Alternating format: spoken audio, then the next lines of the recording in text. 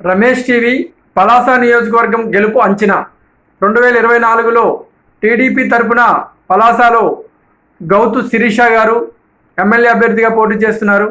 అదే వైసీపీ తరపున సీదిరి అప్పలరాజు గారు మంత్రి గారు పోటీలో ఉన్నారు. వీళ్ళిద్దరి మధ్య పోటీ బాగానే ఉన్నట్లు తెలుస్తోంది. కానీ అప్పలరాజు గారు కొంత మంత్రివర్గంలో ఉన్నప్పటి నుంచి కొంచెం ప్రజలకు దూరంగా ఉన్నారనే మాట వినపడుతున్నప్పటికీ తర్వాత కాలంలో ప్రజలకు చేరువైనట్లు తెలుస్తోంది.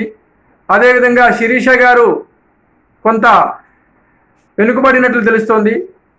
అది కాకుండా కొంతమంది వర్గాలు టీడీపీలోనే ఈమెకి కొంత వ్యతిరేకంగా చేస్తున్నట్లు తెలుస్తోంది. సీదిరి అప్పలరాజు గారికి కలిసి వచ్చే అంశాలు ఒకటి, మన కిడ్నీ బాధితులకు ఉద్దానం కిడ్నీ సెంటర్ కట్టడం, మంచినీటి పథకాలు చేయించడం, జగన్మోహన్ రెడ్డి గారి పథకాలు అప్పలరాజు గారికి కలిసి వచ్చే అంశాలుగా తెలుస్తోంది. ఈ విధంగా ఇక్కడ గెలుపు అవకాశాలు సీదిరి అప్పలరాజు గారికే ఎక్కువగా ఉన్నాయని మనకి తెలిసిన సమాచారం ప్రకారం మన అంచనా. చూద్దాం ఏం జరుగుతుందో. లైక్ చేయండి, షేర్ చేయండి, సబ్స్క్రైబ్ చేసుకోండి. Thank you.